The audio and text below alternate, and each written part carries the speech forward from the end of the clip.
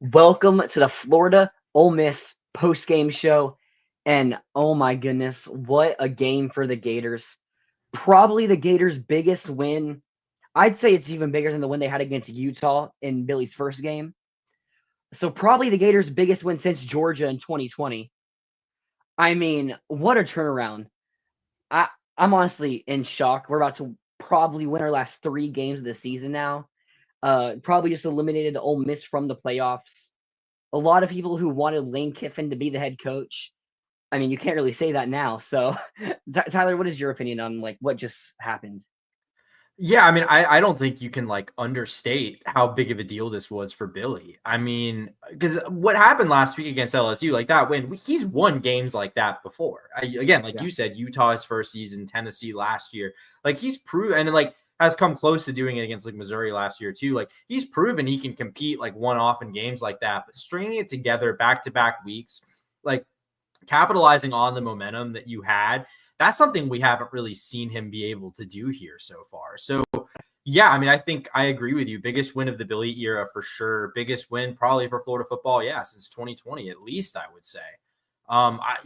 So I mean, like you said, the opportunity here to close out the year with 3 straight wins and then go maybe win a bowl game, hopefully at pretty close to full strength. Like if you can go 8-5 this year with this schedule, I mean, I don't think there's anyone here who's a fan of this team who wouldn't have taken that if offered that before the season. That's pretty solid.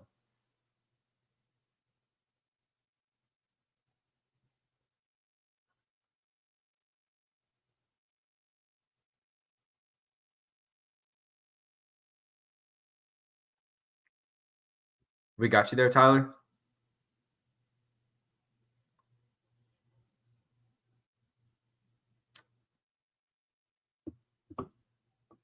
Not sure what happened to Tyler there. He just dropped out, but we'll just keep this going for now. But yeah, I mean, just to kind of continue, seeing DJ Lagway, perform at this level. Now he's 4-0, finishes the season 4-0 at home. And I think it's really easy to see how you could turn this into something pretty special for next season. With what you've got, the core of young players you've got, if you can close with some of these recruits, I think today was probably huge for that. We saw a lot of guys in town last week, more in town today. And, we'll see what happens between now and National Signing Day. But, I think if you can end the year, winning, on a winning streak, hopefully go and beat FSU pretty bad next week in Tallahassee. I think that's probably the expectation. Then I think, you could go into next season and, really be a team that people are talking about with DJ Lagway, who is a Heisman candidate at this point. And by the way, Tyler's Wi-Fi crashed out, so hopefully we can get him back in here shortly. But I mean, yeah, just a really significant win for the program. I think, I haven't felt the way I did watching this team in quite a few years. And I know it's a 5-loss team, but I think when you contextualize it, this was just so meaningful because, I think this team, the way it's playing right now, looks like a team that can compete with anyone in the country. And, had they, managed to beat Tennessee earlier in the year, or had they managed to, DJ Lagway stay healthy and you hold on and beat Georgia or something like that. Like if you could get one of those games, I think you force a really interesting conversation. With the Gators sitting at 8-4, but it's obviously not going to happen this year in terms of the playoff. But I think, just closing the season the way that you have, is just so impressive. But yeah, I mean, I like, everything really, fired on all cylinders today. I think, here we go. I think we got Tyler back in now. Awesome. Can't hear you, Ty. I don't know if I can't hear you at least.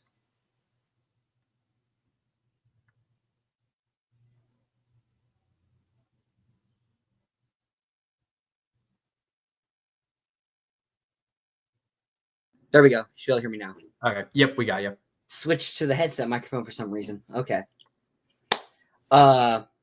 What were you saying? I'm sorry. Yeah, I was just kind of vamping about just sort of what, this win meant for the program, because the opportunity to, with these young core of players, end the year winning 3 games in a row and go into next year is really, a team that people are going to be talking about. Team that people are going to be talking about. I mean, I want to say going into this game, all I saw throughout the national media was Ole Miss could be a championship level team. They were saying, yes, Florida's improved, yes, be LSU, but Ole Miss is a different animal. Did the Gators just prove that they're actually a different animal? Because, I mean, you can say Ole Miss played bad. Ole Miss did miss some opportunities. Yes, that's true. But the Gators also created their own opportunities. Got 4 sacks on Jackson Dart, 2 interceptions to seal the game. I mean, this team is just so much better than what it was early in the year. And I feel like you can officially say that now. Because we actually finally won the big game, almost beat Tennessee, almost beat Georgia, got blown out by Texas. We didn't dominate UCF and Kentucky. But now we have that top 10 win to really put in the resume to show that, hey, this is a team that, maybe we're only going to win 7 games, 8 if maybe a bowl win too. But going into next season, this is a team that's going to be competing for a playoff spot. 100%. I mean, I think that's the expectation at least. And I agree with what you said. Okay. Like, I think, yep. How's it going tonight, Kenny? But yeah, no, I think that, it's like, I agree with what you said about like, this is the big one. This is the kind of the win he hadn't had before, because like, I think every other win, like, not to say it's not a nice performance, but you look, it's like Kentucky and UCF. These are teams that have really struggled this season. And then, same with Mississippi State. And then even LSU is kind of, we'll see what happens tonight with Vanderbilt, but they're kind of a team that's in free fall. Yep. He has all these almost wins. He has, win over a Tennessee team that was kind of a down year for them by Josh Heupel standards, win over a Utah team in year one, week 1. But like, this is a team that had everything to play for. If Ole Miss had won this game, they were going to go into the Egg Bowl next week, almost certainly win, and be basically a lock for the college football playoff. They had everything in the world to play for coming into this game. And I don't think it was even like they came out and laid an egg and it was just a complete implosion. Like, they came out and made plays. Like, they played pretty well. I thought their offense, especially in the first half, hit a lot of big plays, and the defense, like, Lagway got his own in this game, but most of his big plays were him having to step up in the pocket and deliver a ball while like taking contact. They did not make things easy on the offense today. When I was on my way back home, the radio, they were talking about the game. If I remember correctly, they said Florida had 1 total yard in the third quarter. I mean, this Ole Miss defense really did come to play. Like, we scored 24 points on them, and I feel like it's kind of just a testament to how good this offense is.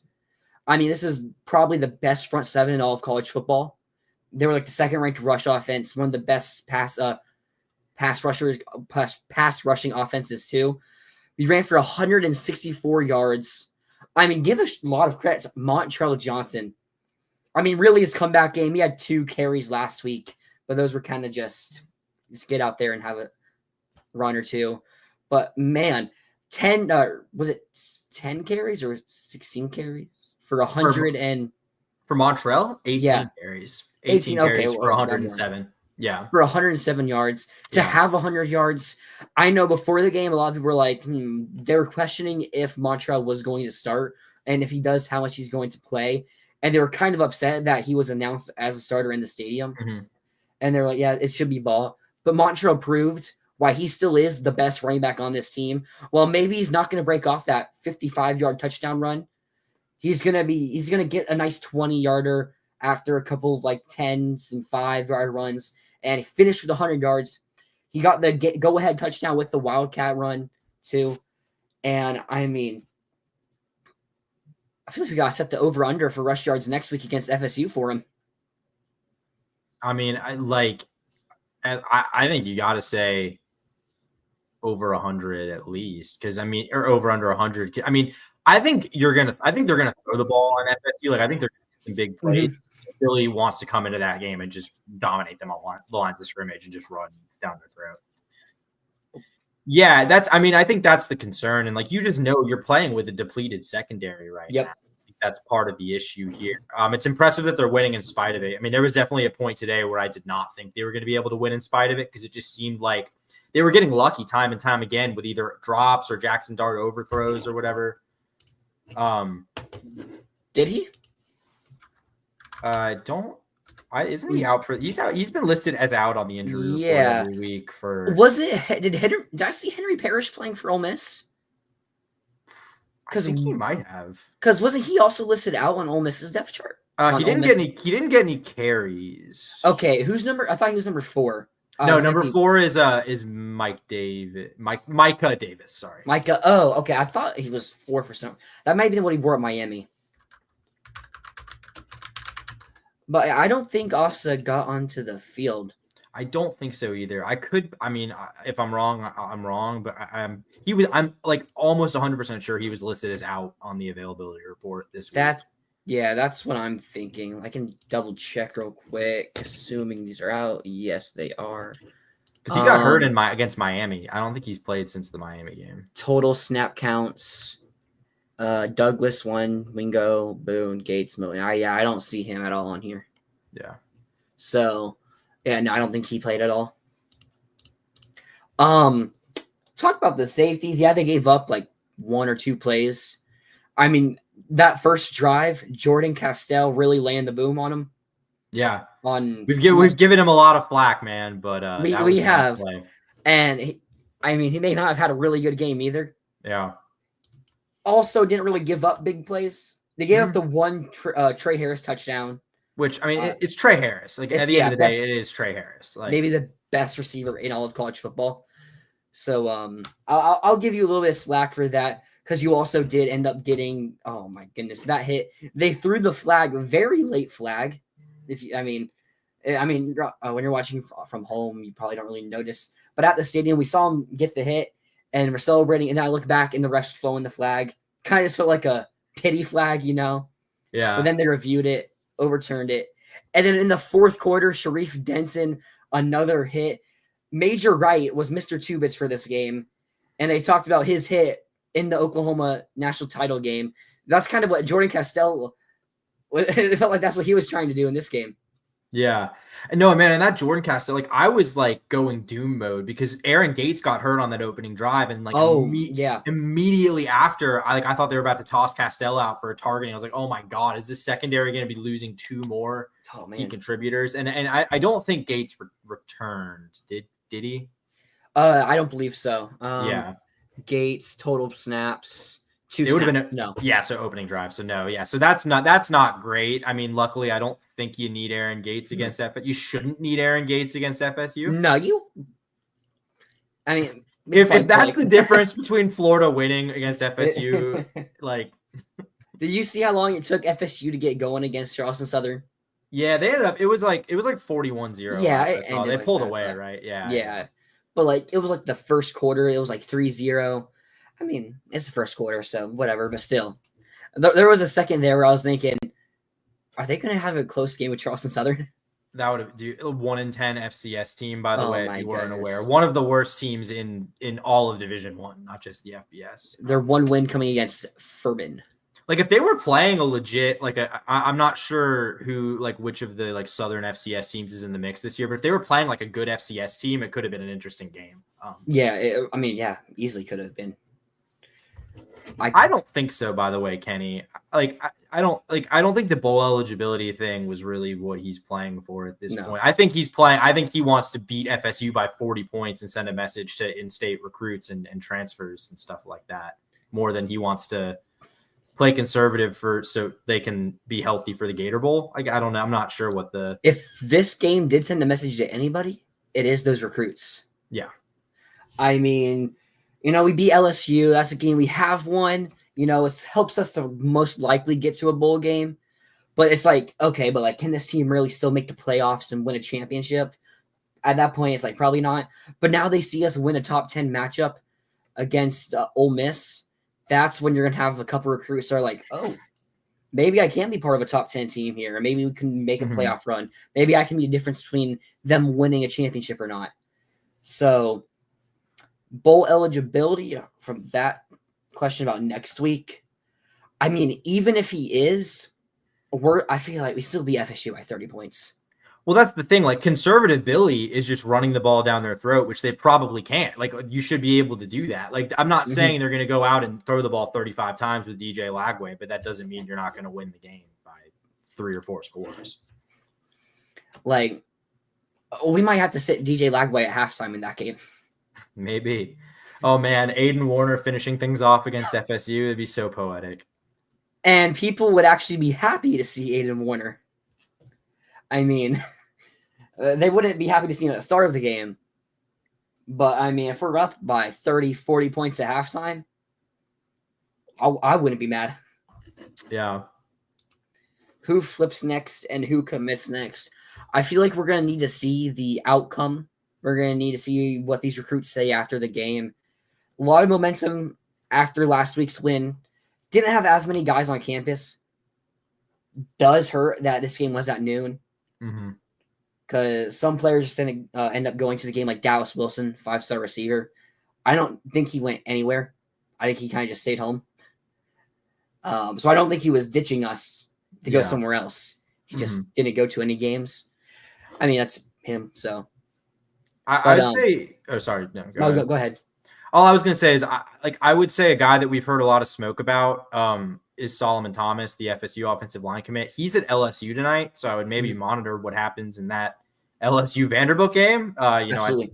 Not that individual. I don't think individual games like influence these guys that much, but just I can tell you, having covered LSU for a few years, if LSU loses this game tonight at home, the vibes are going to get real bad. Oh my God, Baton Rouge, they're going to get real bad. I will say the next flips to look for, maybe not the most fancy looking ones. Arizona wide receiver Muez, not remembering his last name.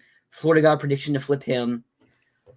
Jahari Medlock, Cincinnati offensive tackle. Those two are 3 stars. And another 4-star corner that's committed to Tennessee was at this game. There's pictures of him doing the Gator chomp after the game. Ty Jackson there? Ty Jackson was also at the game, USC commit. That was a weird commitment because Florida felt like from a recruiting position, they were like probably a lean for him, but then they lost to Miami. And then next week he went to USC and committed. So with USC downward trend and Florida on the upward trend, and his teammate Daniel Pierre-Louis flipping from FSU to Florida, I wouldn't be surprised if he flips. I mean, you already mentioned Solomon Thomas, 5-star offense lineman. He's going to be at LSU. I have a weird – he's not talking to the media. Like, I was looking at a bunch of stuff about it, and they were saying he's usually someone who talks pretty openly. And now that we're in about the season to flip or sign, he's kind of getting a little nervous. Because I think he does really like FSU. But it's just like everything else has kind of gone away from FSU. His offensive line coach, who there are some rumors that might come to Florida. I'm sure you've heard those, right? Yeah, absolutely. Although, like, do you think, not to get like too distracted in the weeds here, but like, do you think like they're going to move on from Rob Sale? Like, I mean, I'm not even saying they shouldn't, but the development has been there along the offensive line this year. What I've heard with Alex Atkins is off the field. Oh, you're right. You're right. I was misunderstanding the rumors. I'm misremembering the rumors. Yeah. Analyst Alex Atkins would be pretty awesome. And it's like we just got this big win, so I don't want to be a Debbie Downer or anything. But I will say, if Solomon Thomas isn't a Gator, I mean, this staff did something wrong.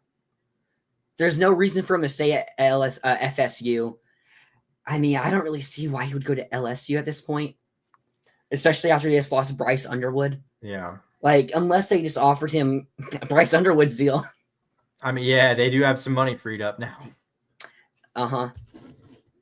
I would say, I mean, I think Solomon Thomas is like, of all the guys you're trying to flip, Solomon is the one that seems like it was going to require like the least effort. Like that seems like of like the big names you're trying to flip. That seems like the easiest get. Also, another FSU commit, 4-star running back Byron Lewis. I assume it's Lewis. I'm not a lot of French people in the vocabulary right now. So, but Byron Lewis was on a visit for this game, and it's pointing upwards for Florida. I think we might have the most exciting national signing day for Florida since I've followed recruiting. Yeah, like Billy's first year when we got Kamari Wilson and Devin Moore and Shamar James. Too. Yeah, that was fun. Devin Moore was already kind of projected to go to Florida. That Kamari Wilson, that was a fun day because no one knew where he was going until maybe like an hour before. They're like, okay, it's probably Florida. And that was also the same day Travis Hunter flipped from FSU to Jackson State. God, so I forgot about yeah. So it was pretty funny. For a Gator fan, that was like But Byron, so I just had to miss on my screen annoying me, so I had to fix it. But okay. Byron Louis, 4-star running back. So I'm interested if we're gonna take 3 running backs. I heard some rumors Gasper might leave the class, whether that's being pushed out. But I've also heard we might just take 3 running backs because we are losing Cam Carroll, Montreal Johnson, maybe Daniels or Trey Webb transfer.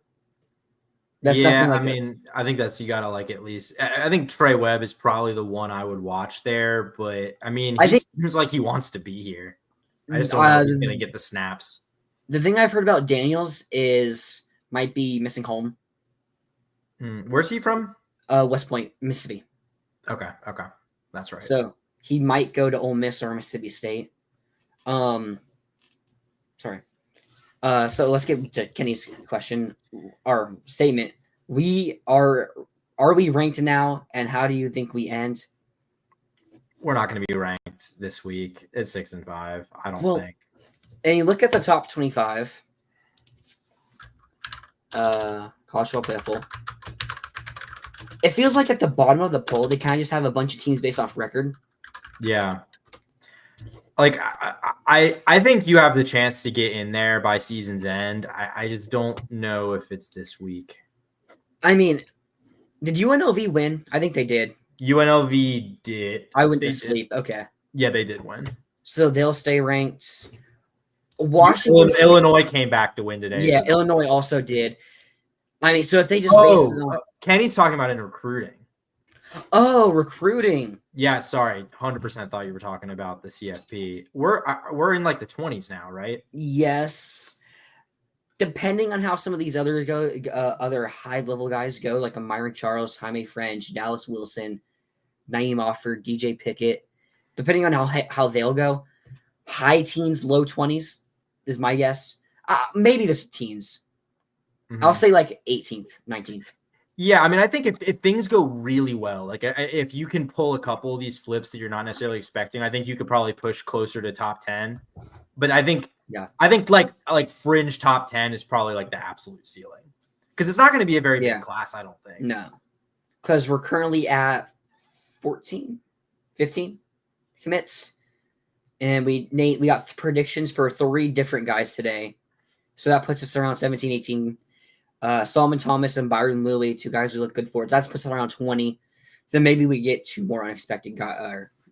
Yeah, like I'm not sure you'll see the class get bigger than that unless it's flipping a Jamie French or something like that. Yeah. So there's that. And then transfer portal. That's where we're really going to be looking at, the transfer portal. Yeah. Congratulations on your win. Yeah, y'all are looking good. And by the way, Auburn's driving to score on Texas A&M right now. Oh my goodness! If Auburn isn't that bad, that's like kind of like a lot like Florida, except our losses were bad earlier in the year and we've gotten better. Auburn, their losses were because of turnovers. Yeah. And just dumb mistakes. Yeah, but Auburn's the same team they've been all year. They just sometimes are going to win those games just because of like the way the ball's going to bounce. Yeah. Let's talk a little bit more about the Florida Ole Miss game, actually, though. Yeah.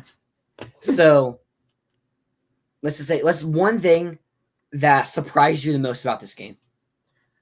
I think it was just, I mean, maybe I shouldn't be surprised because they were good last week, but just like how dominant the defensive line is this season. Like they've gotten so much better throughout the course of the season, and especially the interior. I don't think the edge rushers were as good today. Like Gums had a bit of a quiet day and stuff, but like Caleb Banks, Cam Jackson, those guys were all over the place today. And like, yeah, I just continue to be so impressed with that group and the progress they've made. I saw a tweet yesterday of someone who does like drafts, who does scouting and stuff, talking about Caleb Banks. And he was saying he thinks Caleb Banks could end up being a first-round draft pick this year. Wow. He just had the big game against LSU. He was not part of the defensive players of the SEC week. And then he had 3 sacks today. So coming off probably his best performance and following it up an even better performance probably. So, I mean, Yeah, the D line is probably the most shocking / impressive thing. So, and Caleb Banks, it would be nice to see him get that first round pick. Although I would love for him to come back to make that playoff push next year. Because if he plays like it all season, then that's definitely, he might be able to jump up higher in the first round.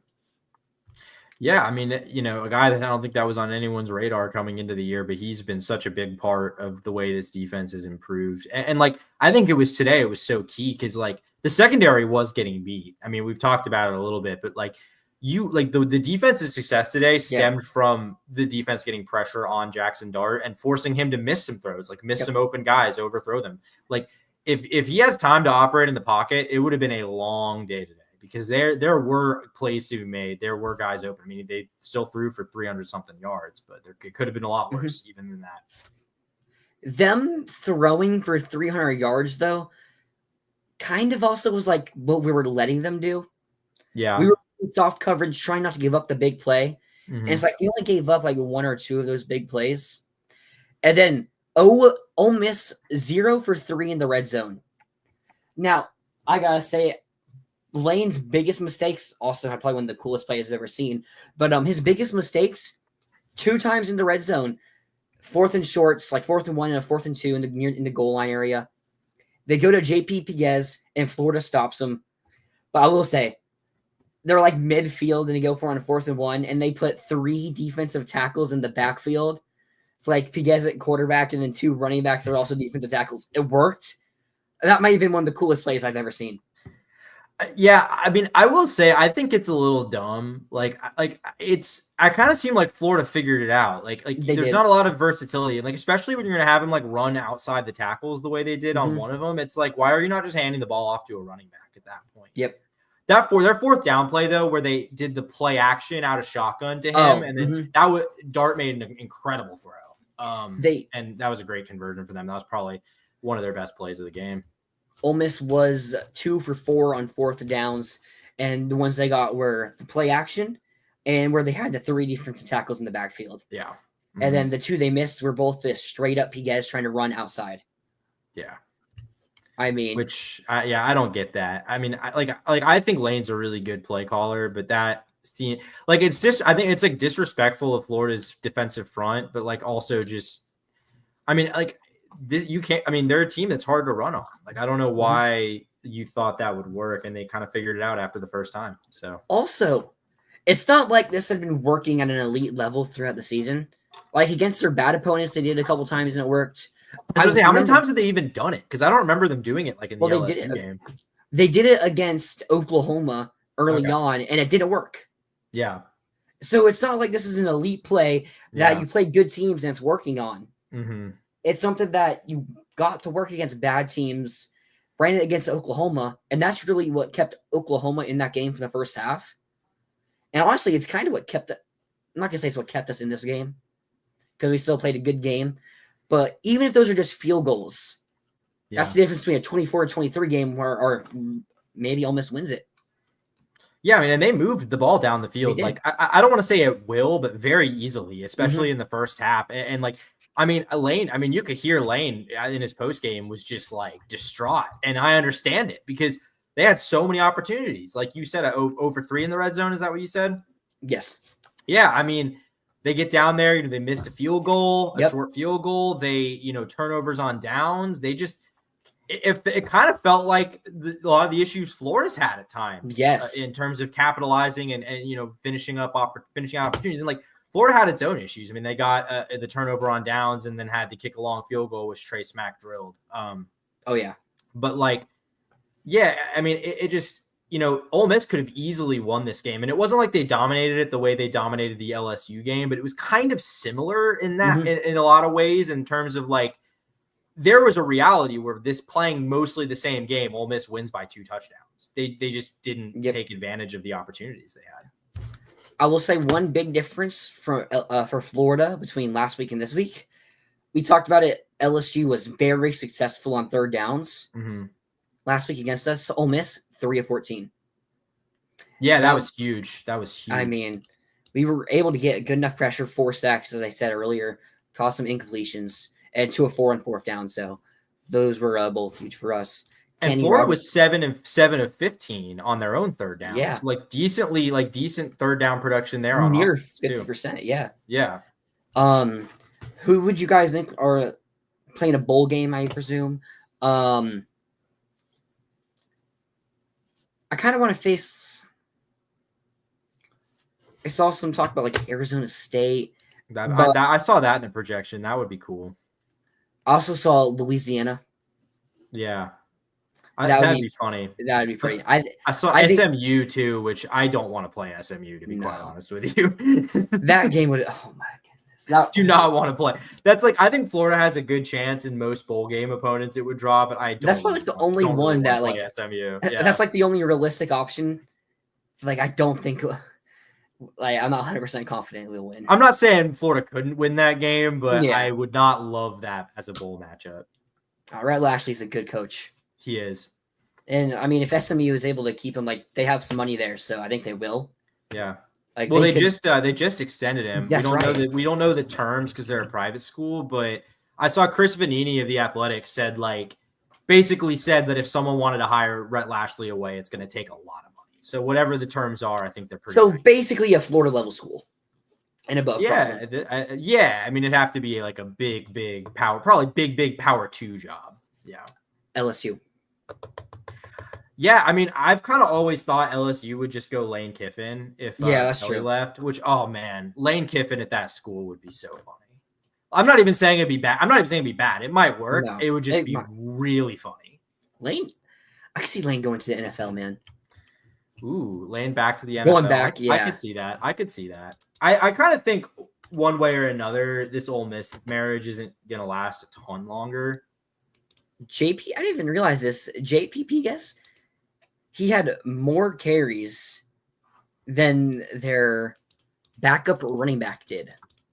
Pigas had 6 carries. Matt Jones, the backup running back, 1 carry. Yeah. Well, I mean, their whole rushing offense was Jackson Dart just like improvising. Like he had 71 of their 140 total yards. What is this? They're up to running back. Yep, 71. Jackson Dart, this Ole Miss rushing attack, they went really low.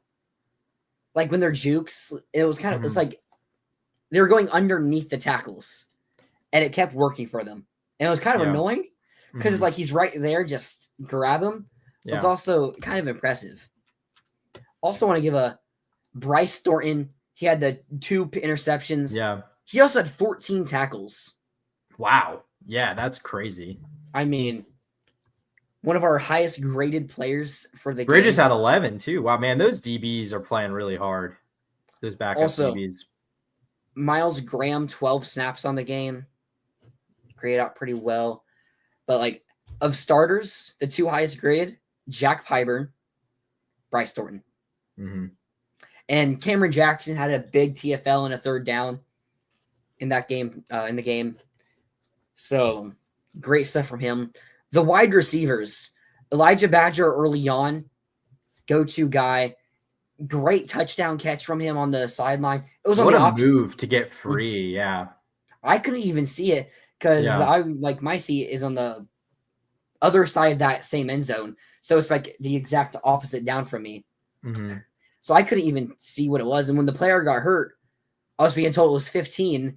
And I was so confused, like, why did Ole Miss have a defensive end on Elijah Badger? But then I saw it was Deion Banks, the safety. Yeah. A player who Florida also went after a little bit in the transfer portal this past year. season. one of the biggest names from South Alabama, one of the biggest defensive back names in the portal last year. Had a lot of SEC interest. Absolutely. One play I do want to get your opinion on. The incomplete pass, almost a fumble, almost a catch. You know which one? I think it was Trey Harris. Yes. What was your opinion on that? I think that was probably the right call. I mean, I think it had what they called on the field could not have been the call. It had to have either been an incompletion like they changed it to, or a fumble. But it was not it wasn't, he definitely didn't catch it and down. Yeah, I mean, and Trey Harris, by the way, hurt on that play, didn't come back. I think that was a huge reason for why their passing game sort of took a step back in the second. Well, yeah, he was also hurt before that. Yeah, he missed the last 3 games. This was his comeback. Yeah, well, yeah, I'm saying in the he got hurt early on in the game, and that play was in the third quarter. I'm pretty sure, or the fourth. No, that was in the second. Unless I'm thinking about a different play, because Trey Harris left in the second quarter and didn't come back. Was it? Maybe I'm because they missed a field goal. That's right. Yeah, that's right. It was early on in the game. Okay. Yeah, he had that big 43-yard touchdown, and then this was I think their next possession, and then he left and didn't come back. Which they said it looked at the time like it might have been like a hand thing, but they said on the broadcast that he re-aggravated the groin thing that kept him out of the last 3 games. So yeah, I mean he went up high on that ball for it to try to catch it. Mm-hmm. When I first saw it, I thought it was incomplete, and then from the replay, I thought in slow motion it's hard to tell if it's complete or not. So like I thought if it was complete, it was a fumble. I don't think because. Does the wrist count? I don't think the wrist counts. No, it does. It's like if it's like this, like I'm doing visual, but like it's like the under part of it's like your arm, like at the connected to the wrist. Then yeah, but if it's just this, yeah. Okay, so it would have been a fumble if it was considered a catch, from what I saw, because his knee wasn't down. That's what I was saying. Yeah, I was like, I don't know how they're gonna rule this, but it definitely can't stand. No, I know. Let's see. I see that right. Notre Dame up 14-0 in Army. Dang. Are they? Oh, I mean, I can't say I'm surprised. But neither can I. That would have been fun. That it would. Oh, Army is in the red zone now. Oh, okay. Well, at least they got that. Yeah. But we're gonna have a lot of fun talking about the future of this team now, though, because we've been talking about in the past couple episodes about what we need going into next season.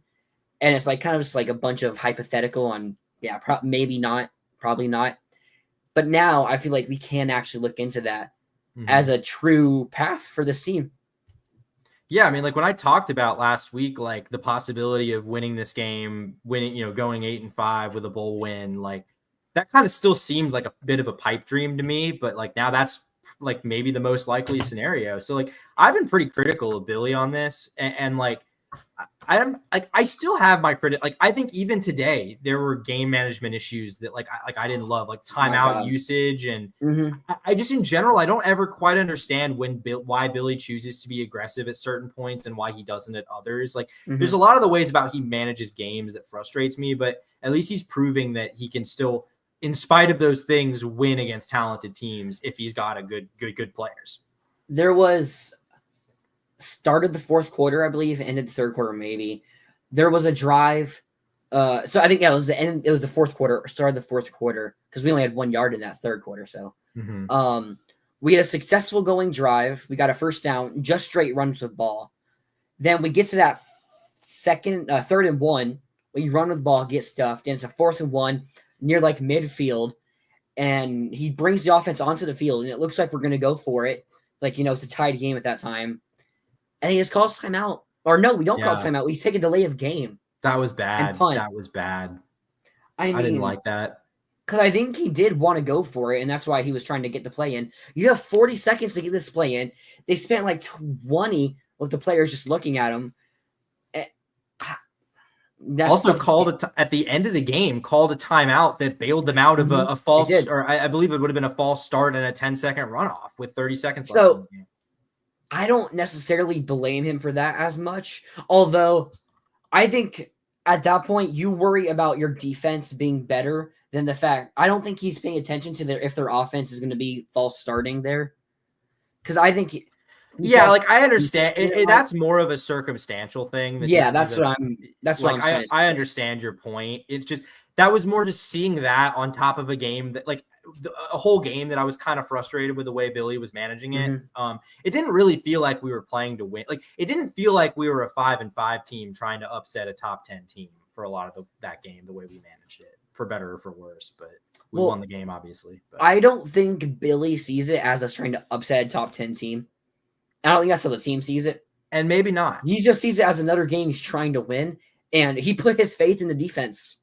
Yeah. And the defense, I mean, he got his wish. And credit to him, he was right. It worked. I prefer playing more aggressively, trying to win, especially because I understand, they're not viewing it as like a David versus Goliath, but at the same time, like, what do you have to lose? It's not like you're not Ole Miss. You don't have a playoff spot on the line. Like Lane Kiffin even said after the game, if they had scored on that last drive, he probably wouldn't have gone for 2. Wait, really? Yeah, he did. Yeah, they asked him. He said I was considering it. Like I had a play in mind potentially, and we were just going to kind of see. But with the way the defense was playing, he's like, I probably wouldn't have. Because when they were on that last minute drive, I was like, hey, if they win it, Lane's going to go for 2.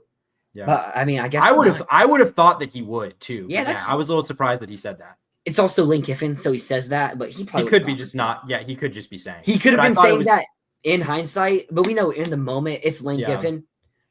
It's like if you're playing a football game, and it's like you get there, you're about to tie it, and you're like, I'm gonna go for 2. I don't care. Yeah, I will say though, and I like being aggressive, and I like doing that when you're like trying to pull an upset. I don't love doing it as much when you're like the more, maybe not, I guess not technically more talented team because they're not, but when you're the favored team. Mm-hmm. And you got more to play for, like I think you roll the dice and take it to overtime rather than risk it like that. But like it's Lane Kiffin, and they went mm-hmm. for it on. Honestly, surprisingly, only went for it on 4th down 4 times in this game. Kind of would have expected even more than that. Yeah, it felt like more. I know they got a lot of 3rd and shorts. As I said, with JP Piguez having 6 carries, so they got a lot of 3rd and shorts and got it with him. So there is that. Oh man, you know what? We're talking about the Gators right now. And one player we haven't even talked about yet? Who? DJ Lagway. Yeah, I guess we really haven't. Talked a little bit about him. I think we talked a little bit about him at the beginning, but yeah, not really. He was pretty good. I mean, you look at only 10 of 17, 180 yards, 2 touchdowns. The pick, part on him, part on DK. Yeah, like a little there are worse picks. It could, like, if it was a better ball, it probably doesn't get picked. Also, it wasn't like an egregious decision. Like it could have been caught. Yeah. Like DK probably should come down with that, but whatever. Early on in the game, he was the offense. Like early on, we couldn't really run the ball well because I don't feel like we started running the ball until like the 4th quarter or like maybe a little bit in the 2nd. Yeah. But he was breaking sacks. He, on the same drive, near like the 50, 2 defenders on him, throws it to Jaquavian Frazier's on the sideline. That's probably like a 25, 30-yard throw. And he's being sacked at the same time making that throw to the sideline. Oh, my goodness. I don't know. I literally don't know how he did that physically. Like the amount of power he gets throwing the ball, even when he's not on a clean platform. I mean, we saw like even if you remember the throw earlier this year in his first start against Samford, the ridiculous one to Mizell. Like that was an off-platform throw. Like while stepping up in the pocket, he was jumping. It was literally in the air. It doesn't matter. Like it does not matter. He like. And I mean, they literally said on the broadcast, I don't know if you heard this because you were in the stadium, but they said on the broadcast that he was like, he did not have the green light to run today, which was kind of funny because they said that and he immediately scrambled for like first play was a run. Yeah. Literally, yeah. But I'm assuming they meant like no design runs. Yeah. And Greg McElroy actually made a good point on the broadcast on that 3rd down at the end of the possession where Florida was trying to ice the game in the 4th quarter.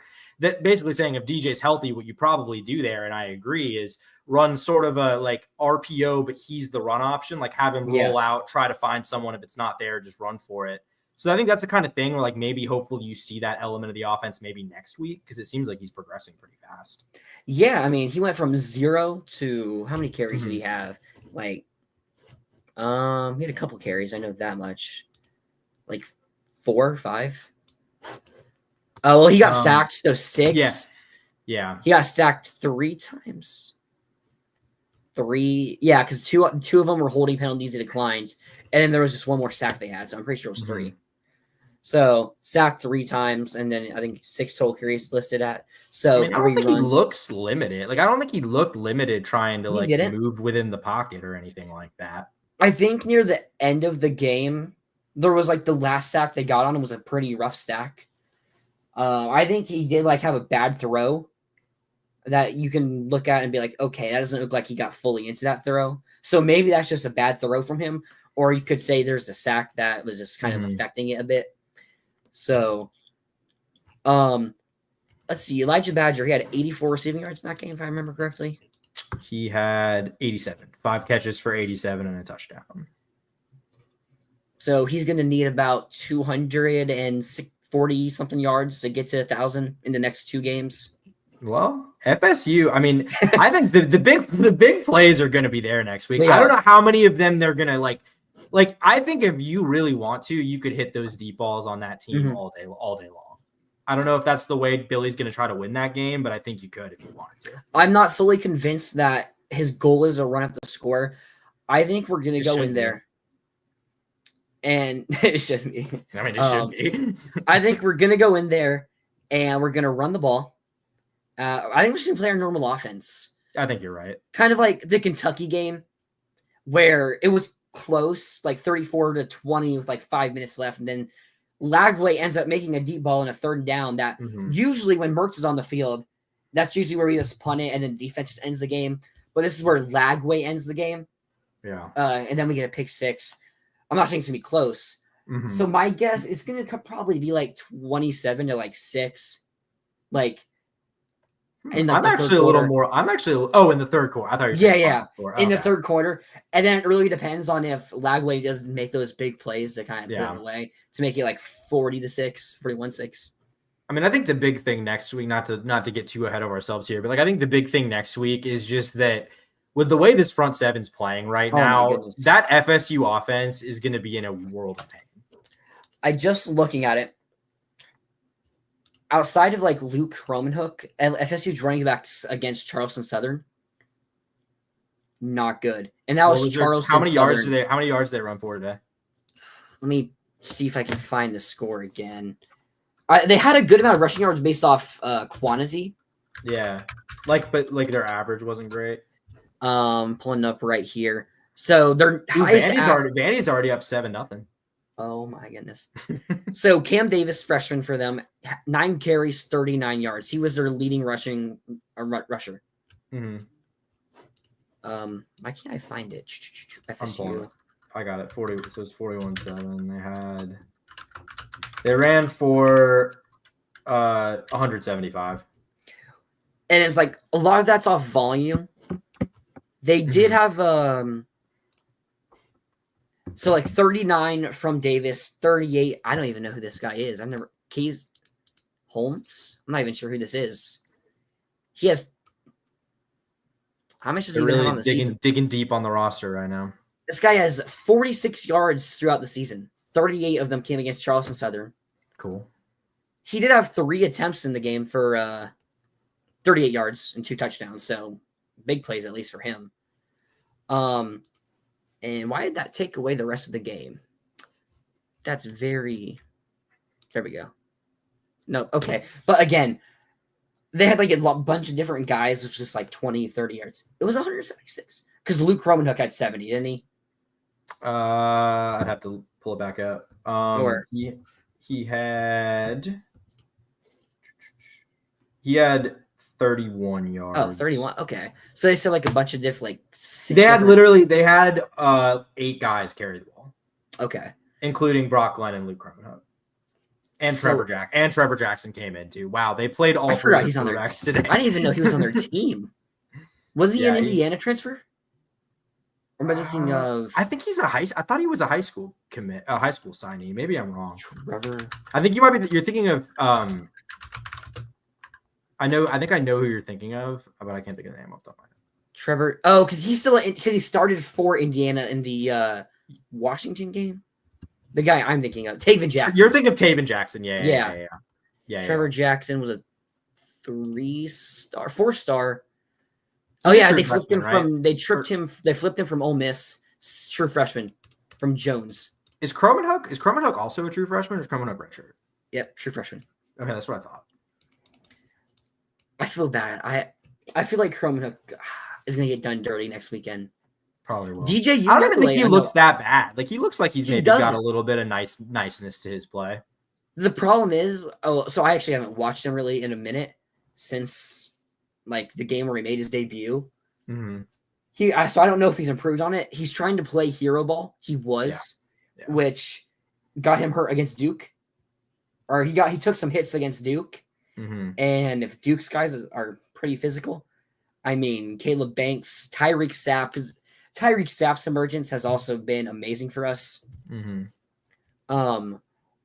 he's gonna get himself hurt against us if he tries to play hero ball. Yeah, the way they've gotten pressure against good LSU offensive line, pretty good Ole Miss offensive line, like that is going to be trouble. It's going to be trouble for them next week. A story we've seen in the past, including this past game, Trevor Etienne gets hurt early on in the game against Georgia. Did he? For our game. Okay. Oh. Yeah, our game against Georgia. Sorry, I thought you were talking about. No, sorry, I'm sorry. I thought you were talking about he got hurt against UMass today. Oh no, I didn't realize that. No, I was like, so. Did you see they had a little played a little close with UMass for a few minutes. UMass, did you see? So the score to make it 21 points for them. Did you see the touchdown? It was like a 75-yard touchdown. The QB just throws it up into double coverage. Oh wait, yes, I did see that. That was literally like a play in college football 25. Like that's literally like a play you would cheese the computer with. It kind of like, except for the play I'm thinking of was a tip, like the prayer of Jordan Hare. Mm-hmm. To where it's like two UGA defenders and they both just tip it and he gets it. It kind of reminded me of that because it's Georgia, two defenders, and he goes up for it. Also, UMass's backup QB. So he was a former Clemson player. So okay, let's see. Florida need a running. You think they need a running back out the portal? Not really. I mean, maybe if you find I don't think it's like a big need. I'm not saying you don't take a guy. You will lose next week. You know what I think we're dealing with here? And this might be an FSU fan. Yeah, I mean that's what I figured. I mean, I'm just Fred. Like I'm not even mad. Like I know you're probably trying to troll us, but I'm not even mad. I'm just like, if you're an FSU fan that's like still able to like come on a show and talk smack at 2-9, like more power to you, buddy. Yeah, I love that. That's awesome. Auburn, 14-0 Auburn. 14. Wow, they scored again. Oh, in the first quarter. I picked them to cover. I didn't think they would win the game, but actually, no, I didn't. No, I didn't pick them to cover because the spread was like 2.5.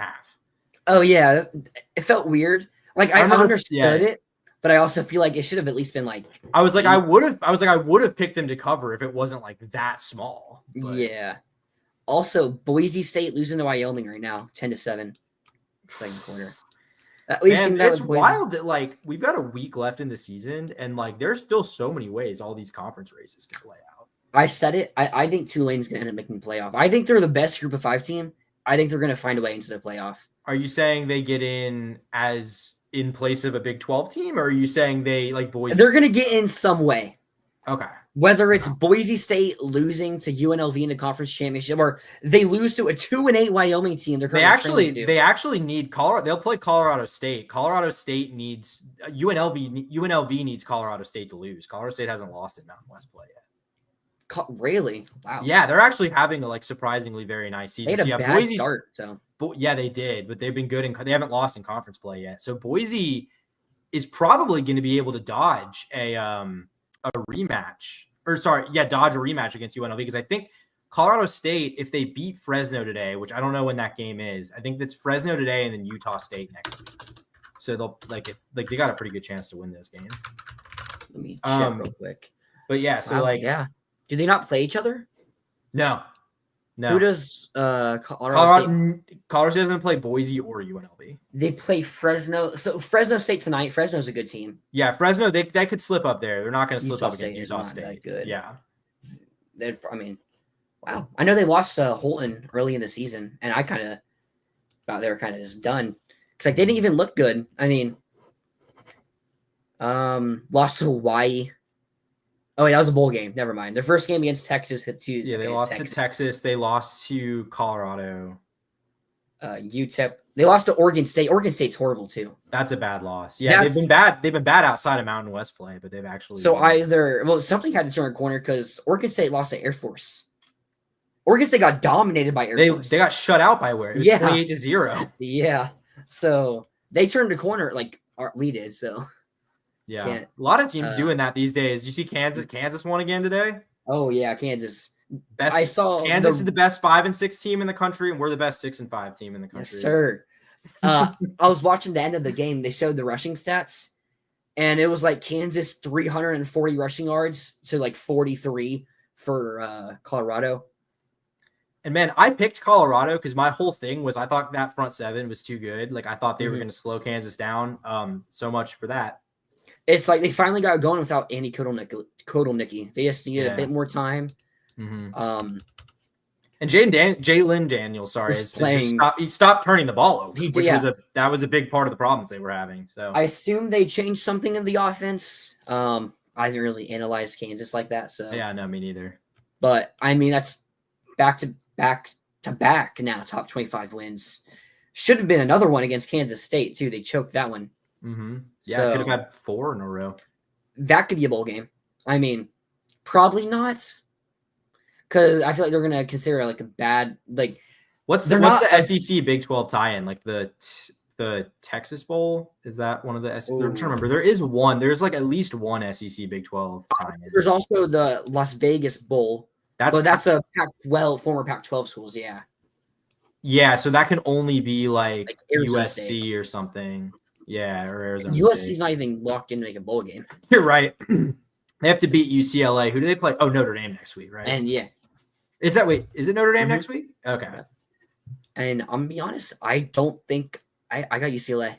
Really? I don't. I think they'll figure this one out. They're not gonna Notre Dame's gonna be rough, but I think they'll figure this one out tonight. I mean I saw Army had the ball and they were still only down 7. Yeah, Vandy. Auburn has the ball again. LSU tied it against Vandy. Auburn has the ball back up 14-0. Yeah.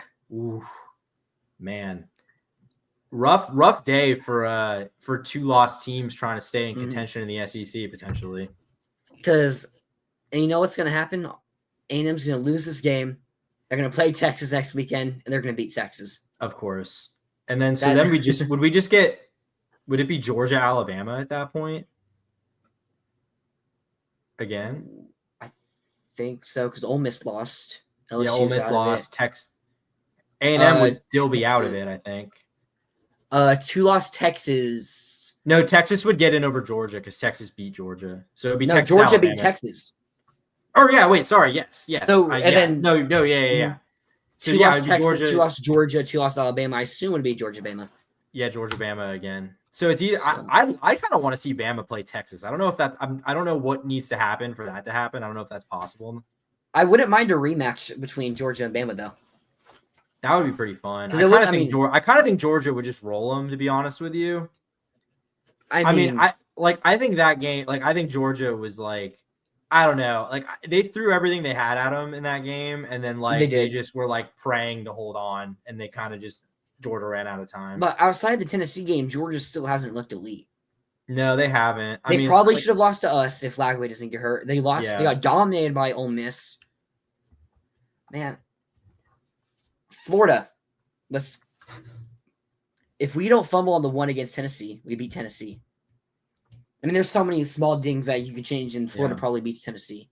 If Lagway doesn't get hurt against Georgia, maybe we beat Georgia. Yeah. I mean, based off what we've seen against Ole Miss and LSU, I'm going to say we beat Georgia.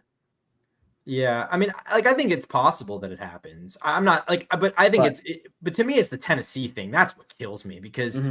That's just a game they should have won. Oh, sorry. My point. I'm getting to a point. Sorry. My bad. 9-3 Florida. I mean, they're talking about South Carolina at 9-3 being a team that's probably one of the 12 best teams. Florida would have a win over Georgia, Ole Miss, LSU, and Tennessee. That's better than South Carolina. I mean, you're looking at the playoff bracket right now. So who was the last team in Georgia? Going into today? Yes. Because Tennessee was out. So Florida would be above a Tennessee. Florida would probably South Carolina's 18? They're 18, yeah. 18. We would be above South Carolina. I mean, we wouldn't control our own destiny. Yeah. Wait, we would. Because our 2 losses in conference, 1 loss in conference play. Our 2 losses, because maybe let's say we lose to Texas. Say Lagway still just misses Texas. I mean, we got torched in that game, so I'm not really sure if that was. But the defense kind of also didn't have Lagway to build around them. I don't think it would have been that bad, but I think it's a stretch to say that game goes a lot differently. Let's just say Lagway doesn't play it to make it easier. Yeah. So the tiebreaker, we would have losses to the Texas schools. So let's say it's the 14, so it'd be us, Bama, and Texas. So it would come down to like us and Bama for the tiebreaker because Texas would be high over us. I don't know. So maybe we would control our own destiny, but still, let's say we don't go to the SEC championship game.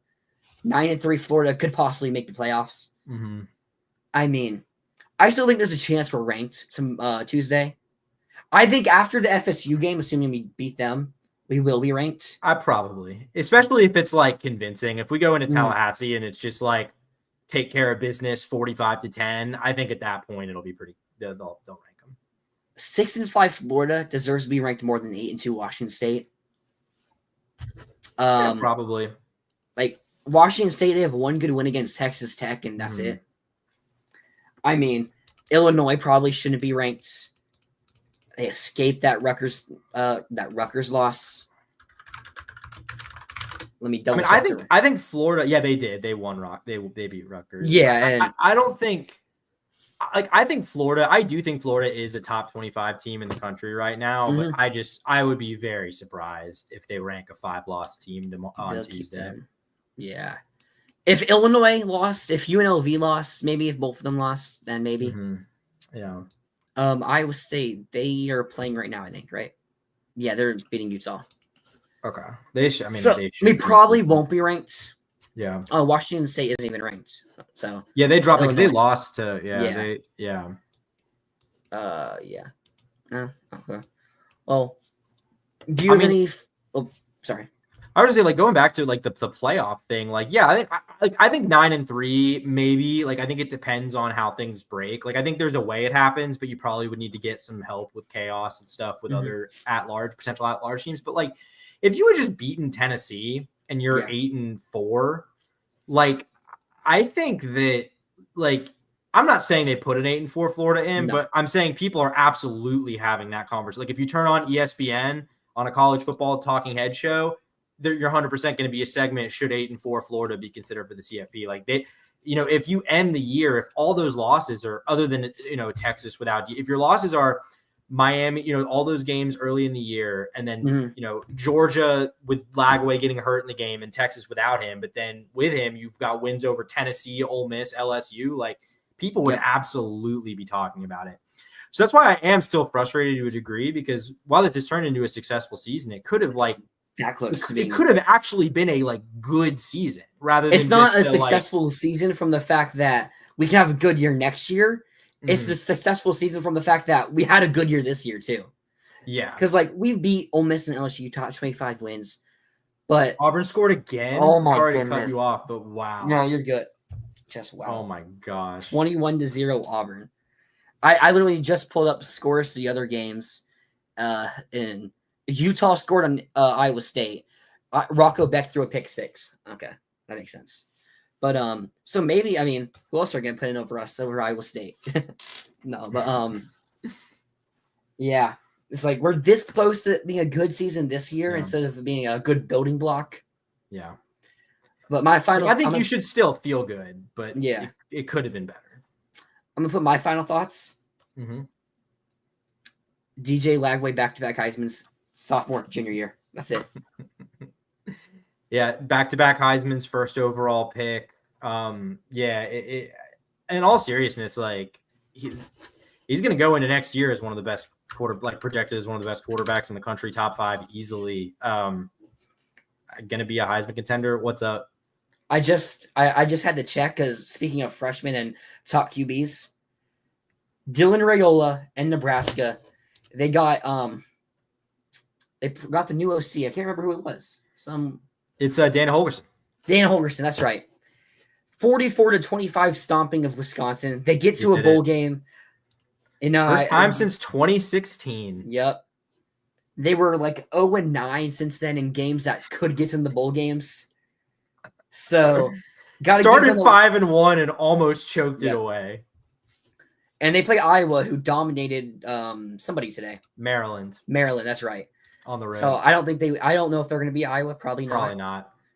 But they especially did it. At Iowa. So I feel like the guys had to show that real quick.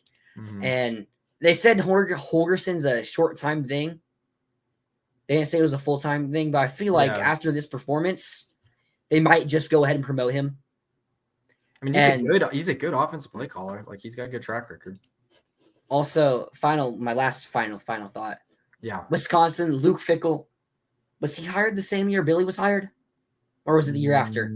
I think it was a year before. 2021. No. Year. It was the same year. Yeah, it was the same year. This is like maybe one of the biggest busts. I mean, because they're 5-6, and they play. I just had it. Who do they play next week? They play Minnesota, who's a good football team. Ooh. That's not a guaranteed win for Wisconsin. Year 3, almost beat Penn State today. Yeah, they did. Yeah, 1-point game. It was close. They were winning for a decent amount of it. They were.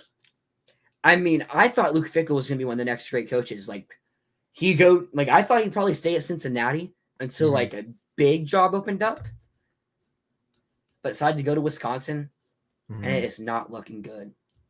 They might miss a bowl game in year 3. Yeah. I mean, they still have an identity, to be honest. And he kind of he intentionally got rid of the program's identity, which at least led to consistent success. And now they don't have that either. So yeah, it's not looking great, especially because I think if I remember correctly, he could have taken the Michigan State job when they hired Mel Tucker. I think they wanted him initially and he said no. I could be wrong about that, but okay. Like 2021 before 2020, whenever that happened. Yeah, I got you now. I was about to say they made the playoff. Okay, yeah. The Michigan State be a better job than Wisconsin? These days, I don't know. It probably was at the time, though. Yeah, that's fair. Michigan State, they won. They did. They looked pretty good last night. I like Jonathan Smith as a coach. So I can, except for when they destroyed us, but someone you can be for. I feel like and has a fun quarterback in Aiden Childs. Yeah. So not always good, but he's usually fun. Do you have any final thoughts you want to put on this? Yeah, I mean, I'll just say, I've been very negative about the Billy Napier era. And, I'm not all of a sudden, he's going to win a national title here. But, I'm fully seeing the vision. I'm happy to let him get another year. I'm very excited to see what they can do with this momentum they seem to have off the field. And now you're actually winning games, which is all I ever wanted to see Billy Napier do. So, you could have, I think, done things earlier in this year to make it better, but ultimately you're ending the year having the opportunity to end it with so much momentum on your side. And I think, assuming you don't see a ton of losses and you can get some portal guys, I think the sky could be the limit next year. Winning games. That's what we want to do here at the University of Florida. Yeah. Make sure you guys subscribe to the channel, share this out to all your friends, your group chats. Let them know what we're doing here at the Voice of College Football. All the channels. Ole Miss, I think, went live for their post-game reactions. So if you're a Florida fan and you want to see how they reacted, you can go to watch that. If you're a fan of any other teams, we probably have your team. So make sure you subscribe, and share. And as always, go Gators.